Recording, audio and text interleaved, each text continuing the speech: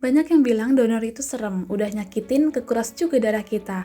Padahal kenyataannya nggak sederama itu. Kalau soal sakit, jujur ya rasanya tuh cuma kayak dicubit kecil, cuma cekit sekali di awal, terus sisanya nggak berasa apa-apa lagi.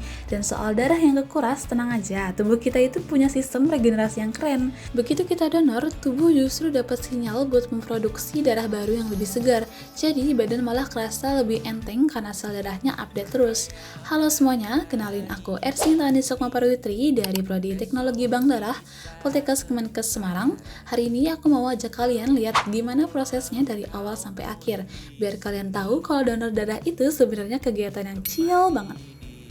Sebelum berangkat, cek dulu ya syaratnya, minimal usia 17 tahun, berat badan minimal 45 kg, kondisi tubuh harus fit, nggak lagi minum antibiotik atau obat-obatan lainnya 3 hari sebelum donor. Dan bagi perempuan, nggak lagi haid, hamil, atau menyusui. Lalu persiapannya, pastiin tidur kalian cukup semalam minimal 5 jam, lalu paginya sarapan ringan dan jangan lupa minum air mineral yang banyak.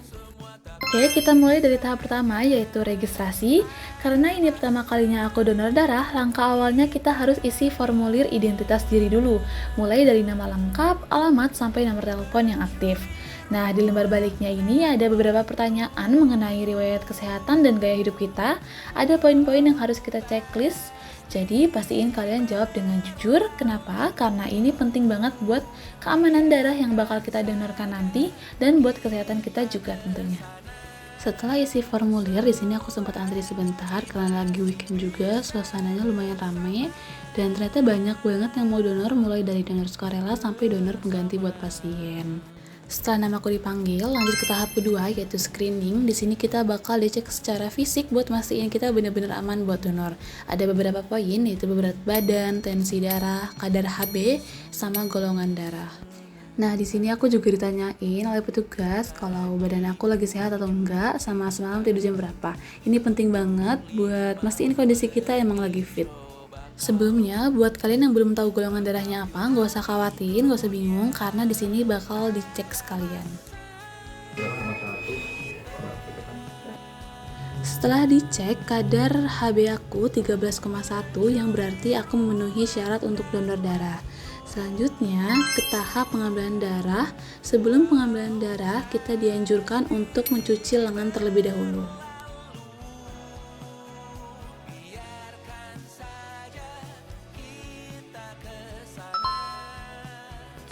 Rasanya literally cuma sakit sekali doang. Ada sakitnya dikit, cuman sekali aja. Minimal sekali seumur hidup nggak apa-apa lah. Tapi langkah baiknya kita menjadi donor rutin ya guys, asik. Sebelum darah masuk ke kantong besar, petugas ambil sampel dulu di tabung EDETA atau yang bisa kita lihat di situ ada tabung kecil dengan tutup ungu atau merah. Ini buat uji IMLTD atau infeksi menular lewat transfusi darah, yaitu screening laboratorium buat mastiin darah kita bebas dari penyakit menular kayak hepatitis, HIV, atau sifilis. Jadi darah yang sampai ke pasien benar-benar aman. Bisa kita lihat kantong darahnya digoyangin terus kayak gini supaya darahnya itu tercampur rata sama zat anti pembekuan, jadi nggak ada gumpalan di dalam kantongnya guys. Nah, dari tadi kita bahas prosedurnya dengan detail. Sekarang kalian tahu nggak sih kalau donor darah itu manfaatnya banyak banget buat kita?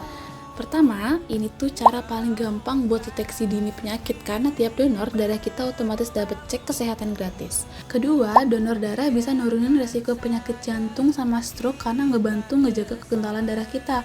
Dan yang paling aku rasain sih, badan jadi kerasa lebih enteng karena tubuh kita bakal langsung produksi sel darah merah yang baru. Jadi ibaratnya kayak regenerasi sel gitu guys. Kita sehat, orang lain pun terbantu. Nah, di sini kantong darahku sudah penuh. Petugas mulai melakukan proses sealing, yaitu menjepit dan menggunting selang darahnya.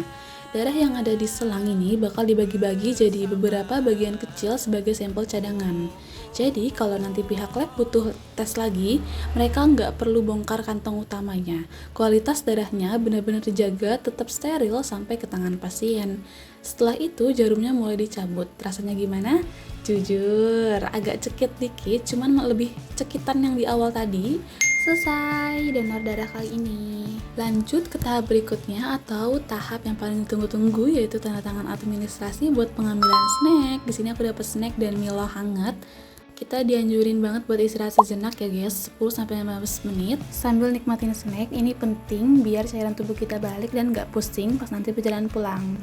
Oke guys, sekian dari RC. Makasih yang udah ngikutin vlog donor darahku kali ini. Sampai jumpa di video selanjutnya. Dah. Jangan takut lagi untuk donor darah. Ayo kita donor darah.